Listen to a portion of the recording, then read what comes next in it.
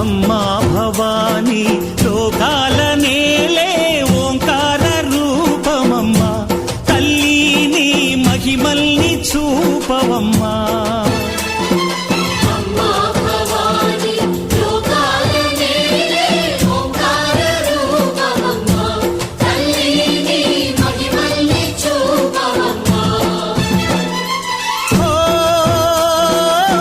సృష్టికే దీపమా, శక్తికే మూలమా, సింహరథమే నీదమ్మా.